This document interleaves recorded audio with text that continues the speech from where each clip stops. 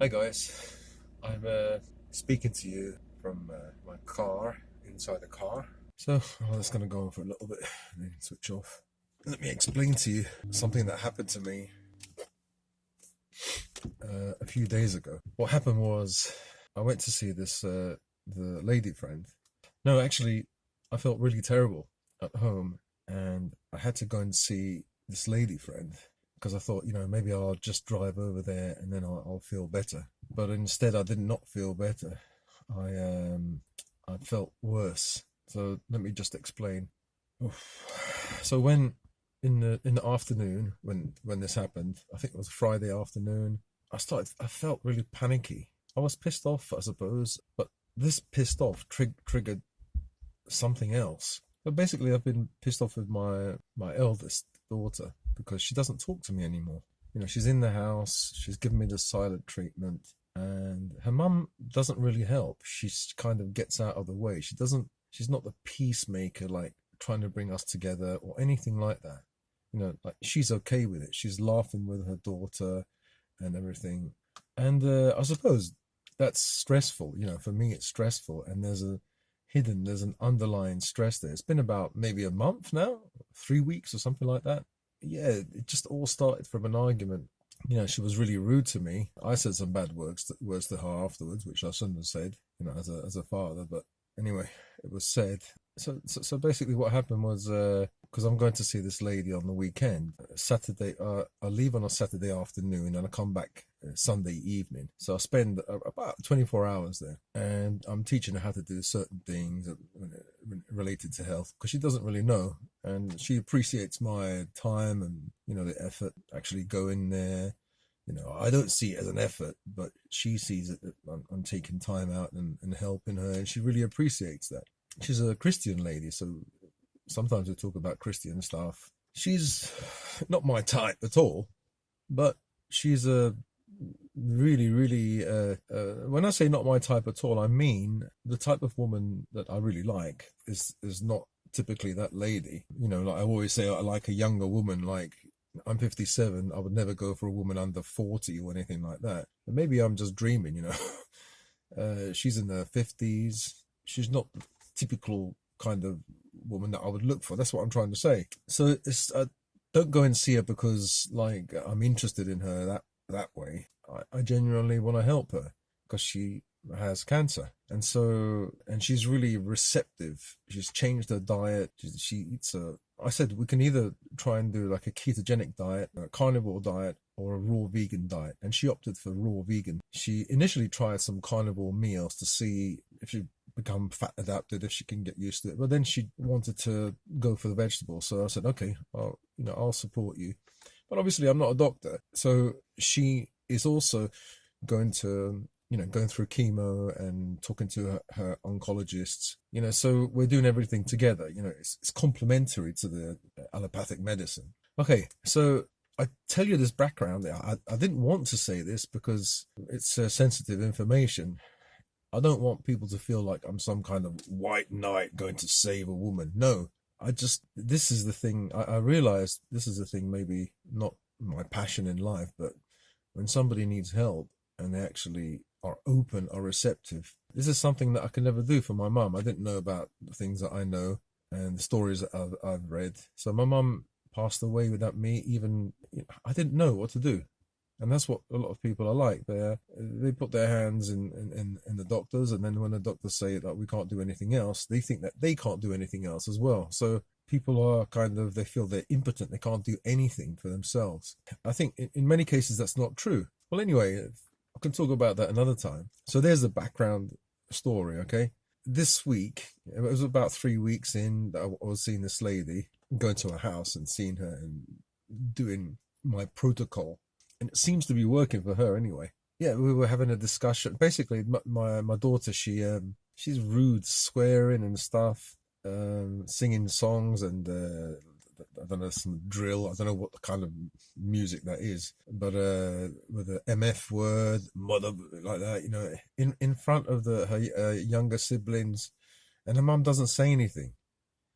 I think she was singing something, and the word mother came, and she was singing it. She said it loud, And she said, "Oh, that's Bruno Mars. That's part of the song. Is part of the lyrics.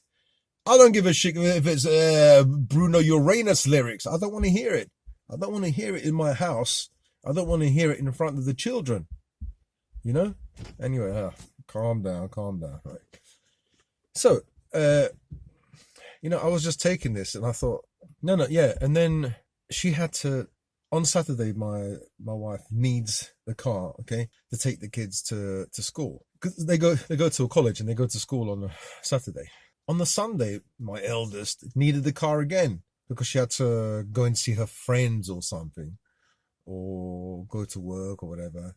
No, the week before she had to go to work, okay? But this week she needed to go with a friend somewhere. So like basically I said to my wife, I said, you have access to the car 6 days a week. I only need that one day. And on that one day, she's busy. No. So I said to my daughter, look, you on a Sunday make different arrangements because I need the car on a Sunday. Okay. You do what you want. I said it a bit, it wasn't nice, but she turned around and said something so disgusting. She said, and she knows the background story of this woman, right? Because I've explained it. And she says, why don't you let your bitch buy you a car? Or something like that. And she said bad things in the past, but I was just astonished. I feel disappointed, really disappointed, to the point where you just don't want to talk to that person anymore. So I turned around to her mum and I said, are you going to let her talk to me like that? She just ignored me because she didn't want to get involved because she's scared of her. And so, there was a massive argument. Yeah, she was shouting at me, I was shouting at her. And then everybody told me to leave the house because, Daddy smashes things. I'll smash the door, I'll smash this. So everyone, Daddy, leave, Daddy, go outside. So I ended up leaving, and I didn't get really aggressive with her or anything. She was up in my face, like spitting, like I could feel the spit on my face. I said, what are you doing spitting on my face? So I walked away. I went outside. Of course, I slammed the door and the knob broke, the lock broke. Just went outside, sat in my car. And I have to be honest with you, I was crying out of frustration because you can't smash anyone. You can't smash anything.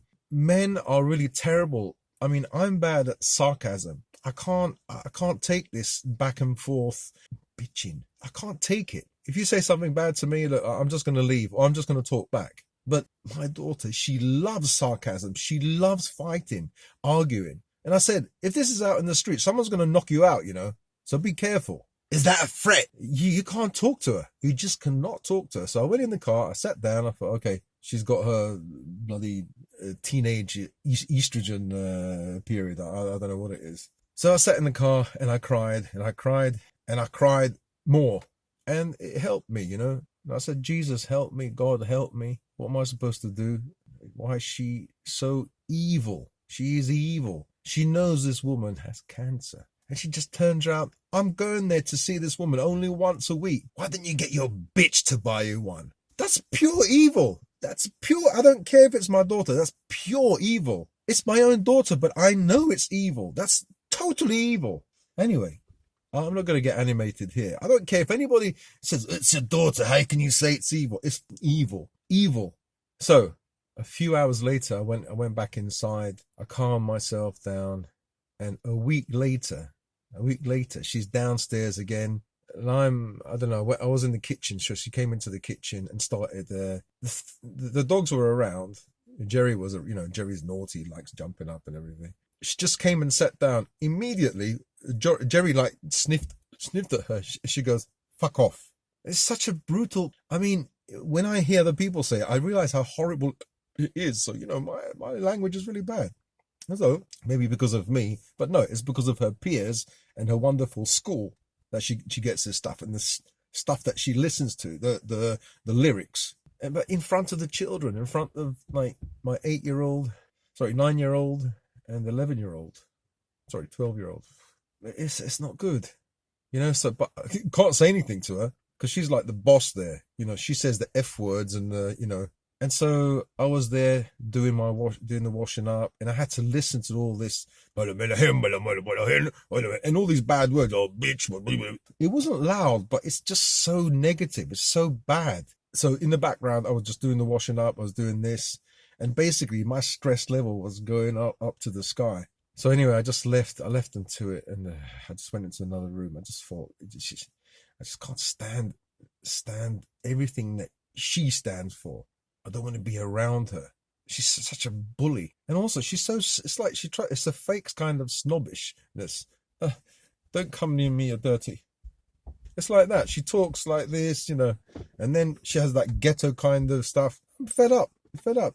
I just want her to change. Hopefully she can change soon. So what happened was, I went and did some editing, and I felt really panicky. So I checked my blood pressure. It was 150 over 95. I thought, wow, 154.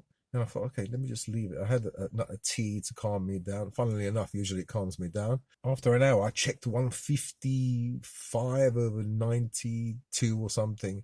I thought, that's fucking high. So, I was feeling really, really, really panicky. So I thought, let me go out for a drive.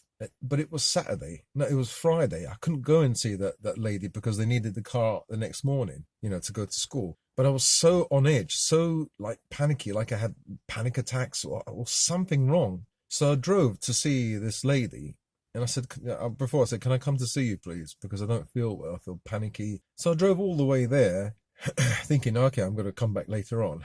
My blood pressure was still 150. It didn't go down. So I tried to relax there. She took my blood pressure, but she didn't tell me how much it was. Later, she told me it was 167 over 96 or something like that. So it was creeping up. It was creeping up. And she said, oh, it's a bit high. So then I tried to relax, but suddenly my panic, like I don't know if it's panic, my body, I started trembling and I couldn't breathe properly. It's just a bit like I had problems breathing. I was feeling lightheaded. My hands were really cold. I was trembling, and I felt like I was going to pass out, and my heart was palpitating. And I said, please, can you take me to the hospital, please? Those words just about came out. Sorry, I'm a bit anxious now. So she said, yes, of course. She took me to the hospital. The thing is, she's got bad eyesight and she can't drive at night. I think she's got night blindness or whatever. But she drove me. She drove me to the nearest hospital. Yeah, she stayed with me all night there, and she said, I was out of it. I was trembling like this. My hands were freezing. I said, sorry. I was like this, just shaking. So I went to they set me down and they said suspected heart attack or something like that. So the doctor saw me after some, I don't know, like 10 minutes or something. They took my blood pressure. It was 182 over 110 or something like that, something crazy like that. And they said, okay, quickly, we're going to take they took the blood tests, to check. I don't know what they were checking. And they did an ECG to check my heart, how it was, if I've got a heart problem. Yeah, I drank water.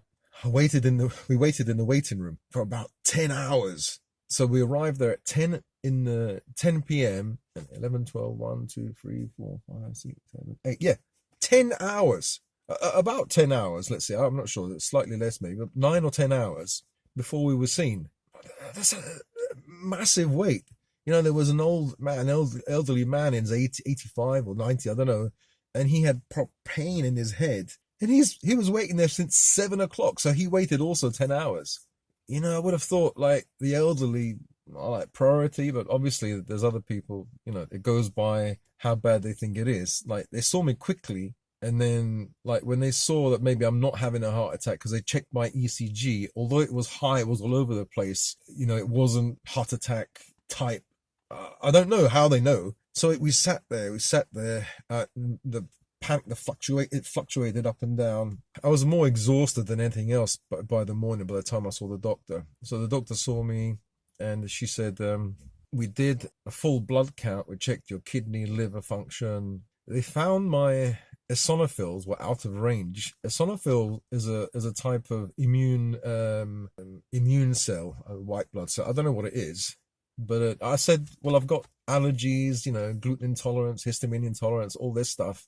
She said, oh, okay, well, if that's the case, then that's why that's why it's up. And she said, I can't see anything. We did a blood test to check. There's one marker that checks to see if you've got a problem with your heart, and that seems to be okay. Your kidney, your urea is high, but that maybe is because you've been doing the high fat, high meat diet, and also you're dehydrated, so maybe you haven't drunk enough water. So she said TSH is a bit high, which means thyroid function is slightly low, but it shouldn't be a problem. So she said, I don't know. Blood pressure was very high. You will send a letter to your GP to check your blood pressure, like a 24-hour monitoring thing. I don't know what it is, to see if what your average blood pressure is during the day and night, to see what's going on. But for those, they did basic tests like full blood count, and they didn't do any urine tests or anything. So from what they saw, they can't understand what's wrong. They were saying maybe it's a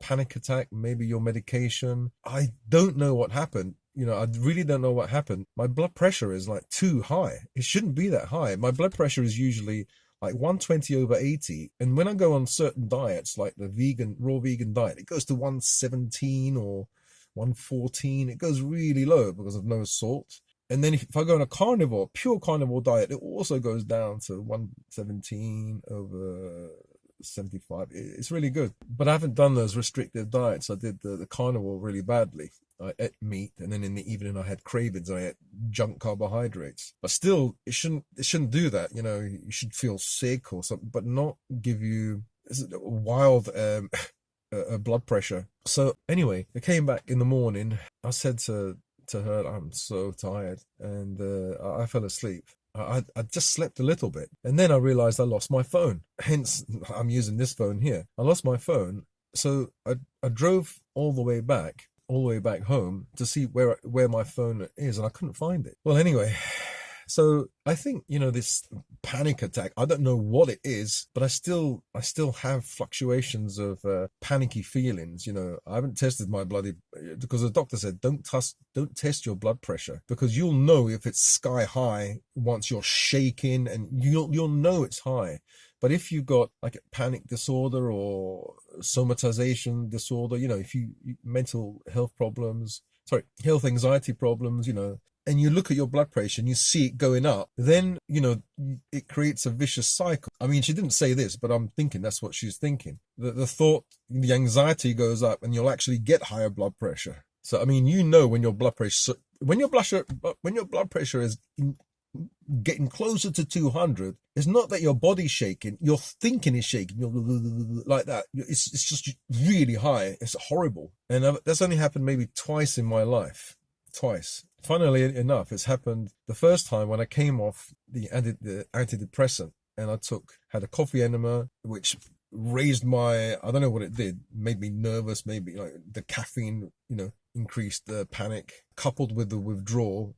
Everything just went crazy. And another time I reduced my medication and I took niacin and I did a coffee enema. I'll tell you those stories another day. Those are crazy. But both times my blood pressure was nearing 200. And I know when that happens, that is so scary. It's so scary. Because my blood pressure usually is 120/80, but in the last year it's gone up to 135/95, which I don't like. So I think, I have to do some exercise, eat well, meditation. I have to really practice what I preach, but I don't. But now I'm going to. I think maybe the stress. I mean, what she said about 3 weeks ago about that lady really hit me. It really hurt me.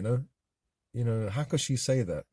And then a few days ago, the way she acts and swears and, thinks she is like, I don't know, she's like an enemy. She's not like a part of the family, She's like the boss, she's taken my position, she does what she wants. And I think it's her mum's fault. I always say, oh, always whinging and whining. Well, wait till you hear what I've got to say. When she was 16, her mum allowed her boyfriend to come and sleep in the house.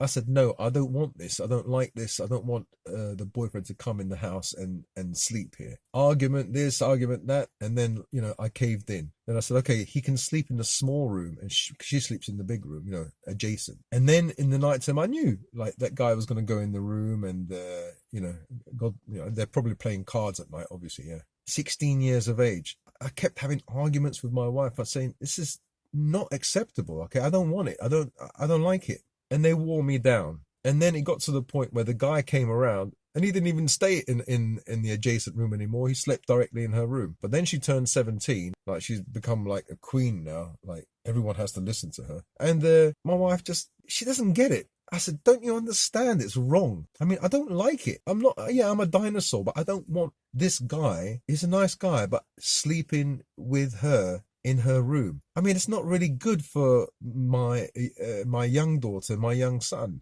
I mean, one day I saw him, and he was in the toilet. He was coming out the toilet. He had like a t-shirt on, and bottoms. He had no bottoms. He had a towel around his bottom. That really pissed me off. So is he naked then? A big guy, even bigger than me, taller than me, strong, muscular. And I told my wife what I thought. I told her indoors, because I'm not going to call her wife anymore. I told her what I thought about it. And it just goes in one ear, out of another ear. I said to her, you're going to ruin her, if you allow her to do all this stuff. Nothing.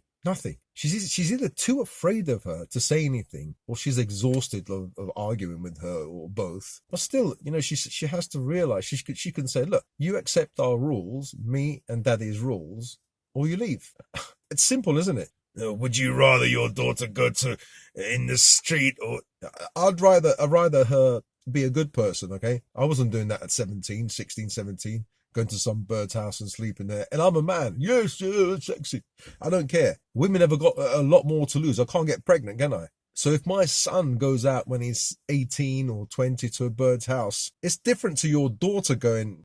Forget about going somewhere or someone being in that situation. She's vulnerable, right, to getting pregnant. And you always think of your daughter as like like a jewel, like something beautiful. In my mind, a girl like that at 16, allowing a boy to sleep with her, it's just, I don't want to say the word, and she acts like the B word as well. Very bitchy. So, I don't know, all this stress maybe got to me. Maybe now that the sun is less, it's darker, and so maybe the serotonin, I don't have enough serotonin, and all this stress. And maybe after years of taking Seroxat, or Paxil as it's called in America, at such a low dose, I take only 5 milligrams. I've taken it for maybe 2 years, 3 years, or something like that, at such a low dose. Maybe now my brain is saying, hang on, this is too low. And I'm going into withdrawal. I'm not going into withdrawal, but I'm kind of on the edge of withdrawal and getting symptoms. Like maybe that day I had loads of stress. The last few weeks I've had loads of stress. Finally, that stress was quite a deep stress. I went into the car and cried the week before. It's been really dark. So serotonin has been really, really, really low. Finally, maybe it got to me. I don't know. I really don't know. Maybe I've got another problem. Maybe I've got blood pressure problems, or I don't know. And it was only a week before I was when I went to this lady's house the week before, she tested my blood pressure, and I was so proud. I think it was low. It was 117 over 78 or 80. I thought, wow, so cool. But when I'm there in this lady's house, I'm really relaxed. I admit that she does make me feel relaxed, because we do fun things, like we write notes, things about success, and I've called them success lines and things like that. So we do positive things, and we do fun things. I laugh a lot when I'm there, and what I do is I upload my videos there, because I can't upload them here anymore. So like, I'm helping her, she's helping me. I help her make the raw food, the salads, the juices, because she's got arthritis as well, so she can't cut things. So I do that for her. So I'm happy that I can be of use to someone and help someone, and I feel like she really appreciates me. But at home, I'm not appreciated by anyone apart from my young daughter and my son, and Betty, of course, and the dogs. Some of the dogs, anyway. No, all of the dogs, I suppose. Yeah, it's really nice to feel appreciated by another human being. And I suppose, I miss that when I come back home. I feel okay, I've come back home. I'm home. I feel good. But then I realize how cold it is at home and how like nothing I am at home. I'm not special. But in this lady's eyes, I'm special. I'm helping her. And maybe no, she does have friends, but cancer's a horrible thing, and the fact that sometimes when people find out that the person has cancer, they move away, or they come to you and say, be strong, everything will be okay. Like either or is bad. The ones that leave, they can't take it, and the ones that say be strong, but they don't tell you how to be strong, how to deal with it. Be strong. What is that supposed to mean? Everything will be okay. Yeah, you have to take action, or at least feel that you're not in control, but you're involved in the process. Well, anyway, I don't want to talk about that. Just my panic. I think it was a panic attack, but I've never had one like that in my life. No, no, I tell a lie. I've had those when I was maybe in my 20s or 30s, before started to take medication. So I'm wondering, how can I have these panic attacks if it's a panic attack whilst I'm on medication? That shouldn't happen unless two things are happening. If it is to do with my mind, one, maybe stress and everything has caused, I don't know, levels of serotonin to dip below a certain, like a threshold where I start to go into withdrawal, or hopefully not. Hopefully I'm not reaching poop out. Poop out is a state where is a point where you take SSRIs, antidepressant medication, and suddenly, boom, they don't work. So depression comes back, you go into withdrawal, and you're in big trouble. I hope that's not happening. I don't know. I just really don't know. Like even today, I had periods of panic. Like my head was dizzy, like lightheaded. I had trouble breathing, but then I realized I had butterflies in my chest. And I found it difficult to breathe. Like I had to gasp for air. And then I tried calming myself down. And I went throughout the day like this. I went to the supermarket. I was okay. Suddenly there was loads of people there, lots of kids, because it was like 3 o'clock, and I had a panic. I was trying to breathe properly, and then I thought, okay, I can do this. I walked around, with the trolley. I felt okay. When I got into the car and I went back home. I was driving home. Again, when I was inside the kitchen, I felt it again, like waves of anxiety, panic, and problems breathing, just like this. So anyway, I just don't understand what's wrong. I went to see, the hospital did a full blood count. They said, have you had any colds or anything? I said, I had an ear infection last week. So I don't know what they're going to do. Maybe it's my ear. It's still infected, maybe. I don't know. But when I was in the car with this lady, I was shaking. I'm going, and I just couldn't stop. I couldn't stop shaking. I couldn't stop making that bloody noise. And I couldn't stop doing this, like difficulty breathing, but it was all panic. In fact, when I arrived there and I calmed down a little bit, it was still 182. So it was at 200 in the car. And like bless this woman, she's a Christian. She drove me there, and she can't see well in the dark. That's why she never goes out in the dark in the car with the car. But obviously it's an emergency, and she drove, and she was very nervous. But she did. Afterwards, I said, at least we know you can drive in the dark, because she did the thing that she fears, because she really can't see. I don't know. She's going by instinct. I don't know how she did it. She said, "Oh, it's a route I know." But still, if you have, it's not night blindness, but she really can't see far in the dark. I don't know what it's called. And she never drives in the dark. So imagine, she must have been stressed out as well. So anyway, that's my story. I don't know what happened, but I ended up in hospital. They did the ECG, 2 ECGs they did, 2 times, once there, and then later on in the morning, they did another one. And they saw my heart had calmed down. And so they said, yeah, the first one was a bit bad, but it wasn't too bad, but it was kind of not abnormal. You can see that I was in massive panic. So you can see in the heart thing. and the ECG, but the morning it was, yeah, much better. So to be honest, I don't know. I really don't know. They checked kidney function, liver function, and actually my bilirubin was, I don't know, 14 or so. Usually, I've got Gilbert syndrome, which means your bilirubin is always like 21, 25, 29 or something. So it was actually low. So that's a good thing. My blood markers, my liver markers are good. My kidney markers are good, apart from urea.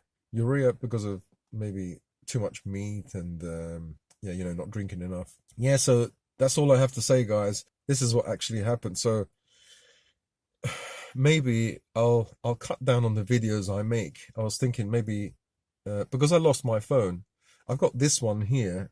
I don't know, the quality isn't that good. My Samsung I lost, so it was going out anyway. So he probably thought I'll leave you anyway before I conk out. So I don't know. I looked everywhere in my car, everywhere. I can't find it. So guys, have you guys had similar experiences to this? I've had panic attacks like in my 20s or 30s, 2 or 3 times. I did end up in hospital, but there's been a massive gap because I'm on medication. So how can this happen again? If that's what happened. I mean, I felt like all I needed was like my arm to feel pain and a crushing pain in my chest, because I thought this is a heart attack. Although I don't have the, oh, some people like the nurse said, actually, some people have heart attacks without knowing they had a heart attack. We test them and they actually had a heart attack. And I thought, wow, how can you not know you had a heart attack? One of the nurses said, what was your diet like? And I said, I've been doing carnivore, but I've been doing it wrong. Because in the evenings I get cravings, I end up eating bread and Nutella or something like that. So I've done the worst diet, like heart attack diet, not carnivore, not vegan, not SAD, sad diet, sorry. And he said that his brother did the carnivore diet and his blood pressure shot up. So he said, yeah, just go on a lower calorie diet, eat vegetables, some meat, that's what he did. And his blood pressure went back to normal. So I said, oh yeah, thanks. I'll focus on my diet, do more of a raw vegan diet, and lots of salads, lots of water, fruits, vegetables, and some meat as well. A little bit of meat in the salads. I'll see, and some comfort food like potatoes, broccoli, cauliflower, some warm foods, not just cold foods. Do some exercise, do meditation, and not have any stress. I think this stress is going to end when I move house. And every time I go and see that lady, I feel, to be honest, she just makes me feel happy. Even though she has cancer, she's going through chemo and she's losing hair. Lots of hair is coming out. I say to her, don't worry. Once you start losing that hair, because I'm going to order a buzz cutter for myself for this. I still haven't bloody got it. And I said, I'm going to attack your head. And she said, no. But even though she's going through all that, she's so nice to me, I think she's that angel that my mum said to me, you need an angel.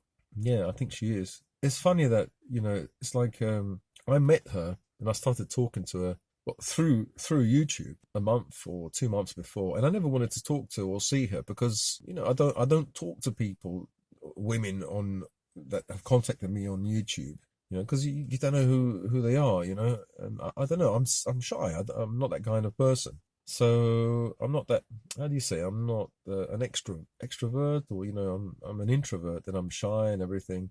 Just on the camera here, sometimes I'm a bit, After a week I didn't see her then. I didn't, she helped me out. She helped me out of a difficult situation with Sally, because Sally was on her period, in season. And I was going nuts. I didn't sleep for about 4 days.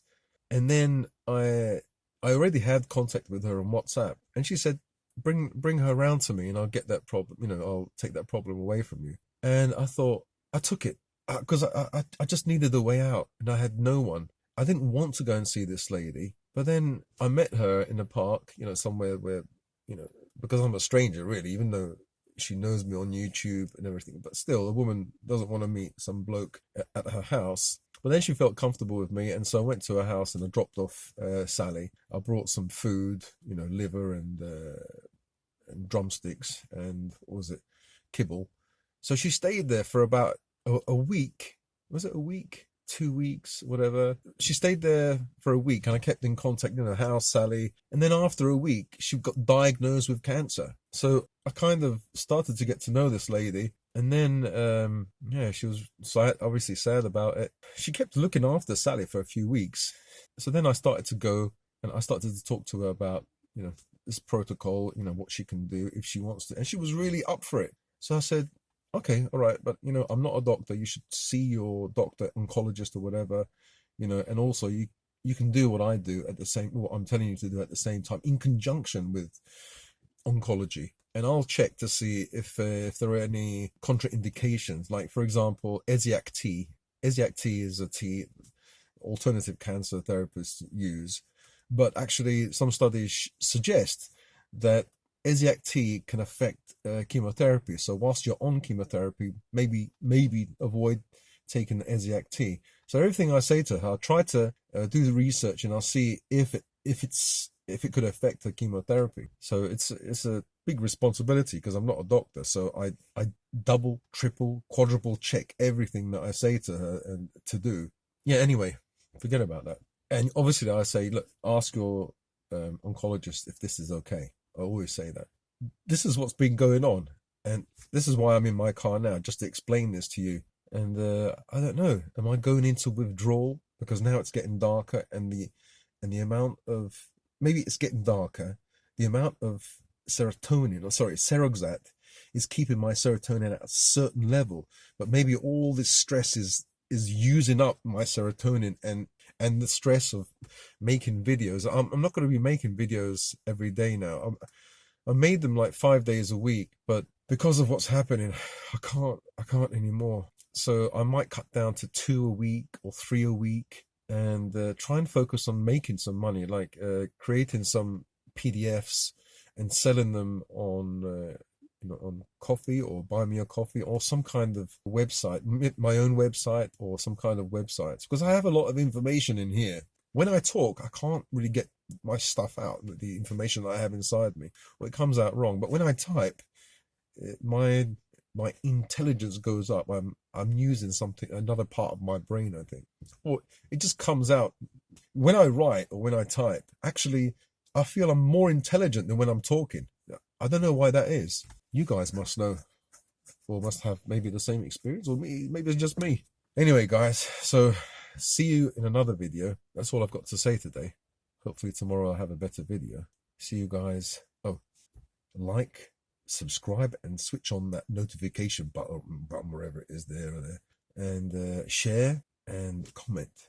And I won't be answering any of those comments. Yeah, there was a guy, sorry, one of my subscribers or viewers, I think Sammy, his name is, and he says, somebody else said, I think Gerald self-monitors the the comments, because basically Sammy or this other guy was saying that my comments have been deleted or whatever, and so this guy said Gerald I don't know, moderates. Big deal. First of all, which YouTube YouTube creator doesn't self-moderate or doesn't moderate? I don't now, but initially I did. So lots of moderators self-moderate. What does that mean? Who's supposed to moderate? You're the only one that moderates. But I suppose it was in response to people saying that YouTube actually delete certain, if you put a link in, or they do delete the YouTube bots or whatever. Some of my comments don't even see the light of day on my own channel. YouTube does delete a lot of stuff. But then Sammy, I think he was saying, well, I think I'll have to swerve this channel if that's the case. Well, first of all, I haven't been taking off any comments because I don't go into the comment section anymore. I get another person to deal with to see if there's any really bad comments. But I think the person who deals with the comments will only take away really, really bad comments like the F word or the S word, something really, really bad. Yeah, it's not me. And it's probably YouTube, You have to be careful the words you write down. You have to write in code. But anyway, I don't. I mean, a lot of YouTubers do. In the beginning, they do, but then once they get too busy, they can't anymore. So they get outside help. They get someone to help, and someone like volunteered. And I said, oh, okay, thank you, because it's too stressful for me to read all the comments and everything. You know, with mental health, you find the normal things stressful, let alone a comment section. So I do come every once in a while and have a look, you know, and and and reply, but not all the time. So anyway, dislike, and yeah, see you guys in the next wonderful video. Bye.